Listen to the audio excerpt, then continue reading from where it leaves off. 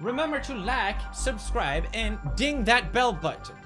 I'm Gloria Borger, and you're watching Boom News.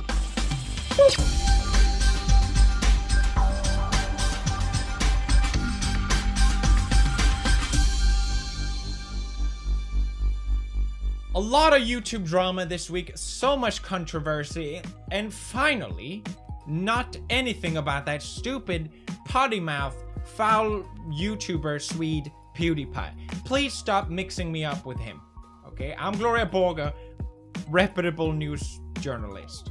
Our first news comes from Australia, from Pogo. You guys know Pogo? He makes these sort of music remixes on YouTube as Disney mashups type of stuff.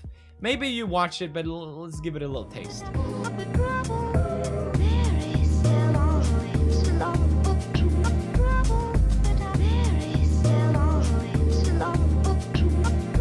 Full disclosure, guys, of course, here on Pew News, of course, I'm gonna be 100% honest, I'm a big fan of Pogo's music. I think, like Pogo's music. I've listened to his album Waitlist countless times. It's so good.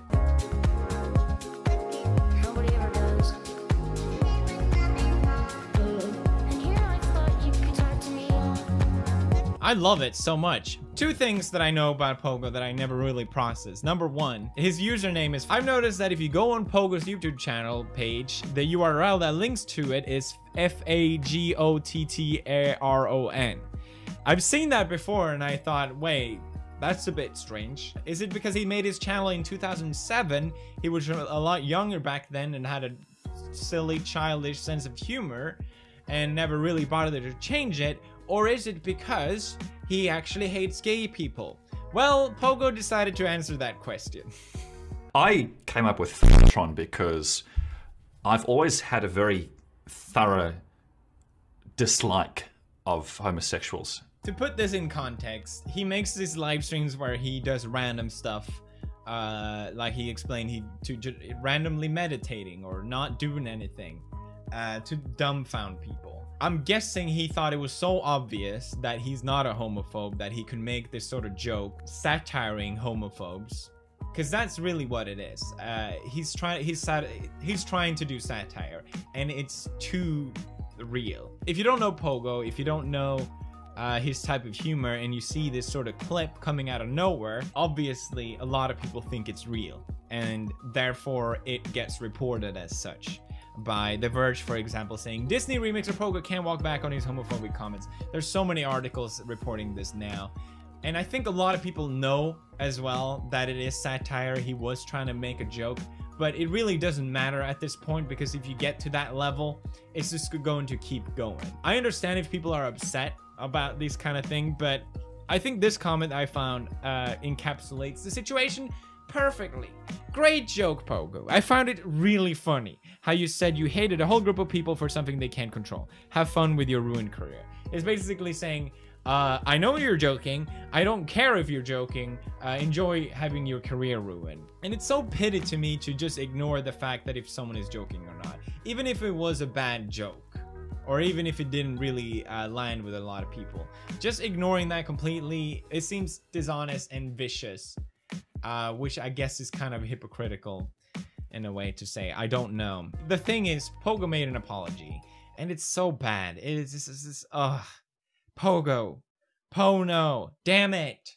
Oh dear, the controversy I have sparked. What have I done? My goodness. Okay. I get it. He's not really apologizing. He's not backing down on his belief. And in a lot of ways, I can respect that. But he also used to have in the description of this video explaining that I don't know if he had Asperger or some form of autism, and that he struggled with empathy for people. And I think he wanted to make this joke without realizing that, yes, it could actually have negative impact on a lot of people. Because at least then I understand sort of how this situation occurred. I understand how he thinks and what he's trying to accomplish. Instead, in this video, he goes on a very anti-PC rant, and I'm all for that, but in the right time, guys. In the right time. Don't go spouting about Peterson and all these right-wing politicians. I'm getting so tired of social politics. Like 2 weeks ago, I'm like, yeah, everyone's a hypocrite. And I feel him. I get it. There's so much hypocrisy in social politics. He's making fun of homophobes, but instead he gets labeled as one. Who's right and wrong? I don't know. I'm so lost. I'm just like, oh God. I don't know. I think it's a shame. He's clearly, oh, he even said himself that he's, you know, struggled with his own sexuality. Not really saying too much, but you know, what do you guys think? Is he right or is he wrong? Another homophobe on YouTube. God damn it, there's so many of them. Who's next? Mr. Beast? I knew it. I knew it. I knew it. What did he say? What foul thing did he say now, okay? Can't possibly be worse than Pogo. Windows is gay. This is absolutely outrageous. Thank you, The Atlantic, for digging deep in Mr. Beast's Twitter, exposing him for who he truly is. How dare he speak of Windows in such a negative light? Thank you, The Atlantic, for doing the work, the good work of the people. I always had my doubt, but finally someone could uncover this truth. Now, this article is a lot easier to just break down as trying to paint Mr. Beast in the worst light. The headline says, YouTube's biggest philanthropist has history of homophobic comments. I wouldn't really call Mr. Beast a philanthropist. No offense, Mr. Beast. It's like they're setting him up to knock him down. The Jesus of YouTube, the Jesus Christ of YouTube is actually Satan, guys. Listen to this. He said Windows is gay, guys. He can't do that. He can't just do that. What else did he say? I don't have a printer. The homophobia runs deep in the YouTube community. Okay. It's very similar to the Vice article.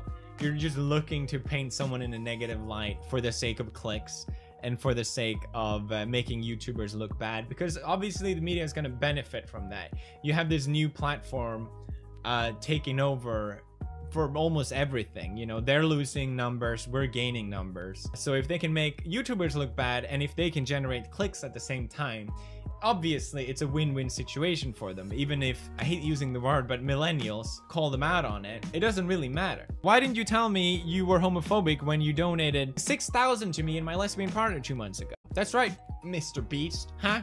The thing here that I find so ridiculous is the fact that Taylor, the person who wrote this article, clearly dug deep into Mr. Beast's Twitter. These sort of comments were made years ago. But if you go on Taylor's Twitter, she created it in 2010, despite, very curiously, she only has 500 tweets, 570 tweets. And the first tweet she ever made was in February 1st, this year. So what are you hiding, Taylor Lawrence? Why are you deleting your tweets? Anyone can play this game where you dig deep in someone's Twitter and find something that you can take out of context or take at face value and say, hey, we got you. You said this. You used this word. It's just so ridiculous. It's the same thing when Wall Street Journal article came out about me, and one of the journalists that wrote the article made very similar jokes to what I had made on his own Twitter. If you have more than a couple thousand subscribers, make sure you delete all your tweets, because apparently it will blow back at you in the future. Zoella and Alfie are getting called out by the BBC. It just keeps going. It just keeps going. It's so dumb.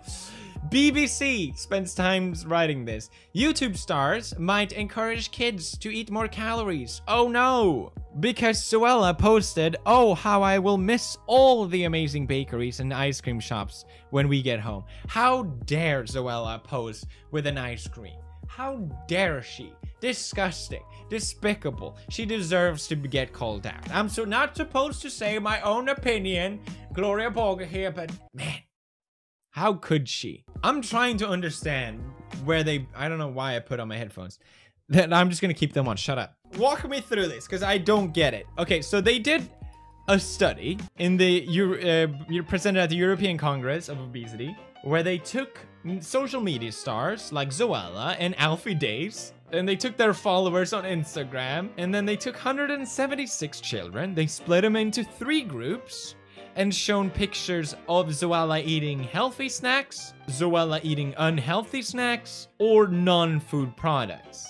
Then they took the children's and offered a range of healthy and unhealthy snacks between grapes and carrot sticks, chocolate buttons, and jelly sweets. And they found that the children who had seen Zoella eating unhealthy snacks consumed 448 calories, while the healthy snacks consumed 357 calories. Are you actually fucking retarded? Jesus Christ! What the f is this study? It's so dumb! This can't be real! So you showed pictures. Okay, let's just remove Zoella out of the picture.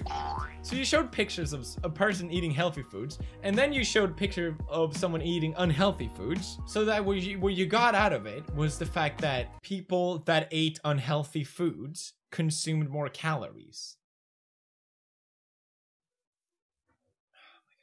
Wait. I'm trying to understand.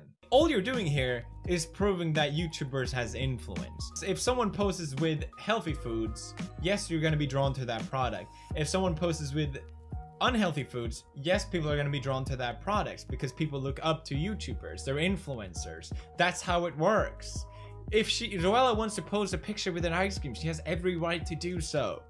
This is so pathetic. And also, they're painting YouTube in a bad light when really they're using Instagram and Twitter as an example. And the BBC, you know, which in UK is paid through TV license. So if you have a TV, you have to pay TV license. That money goes into funding BBC.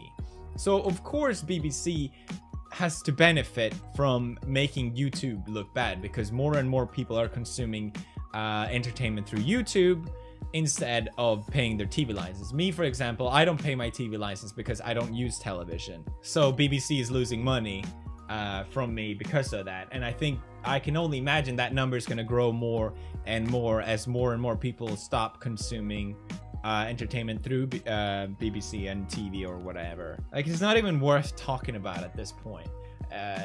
I'm seriously considering if I should just stop doing Pew News. Because it's so dumb. Everything I talk about is just dumb. I don't care. I genuinely don't care. This video is just going to get demonetized. Like, I'm just could just be playing some random fucking Minecraft game and make more revenue instead of talking about these things. Why? I'm tired. I'm tired of all of it. I'm done. I'm done. I say it. This is the last Pew News. Goodbye. I'm Gloria Borger. I'm officially retiring. Goodbye.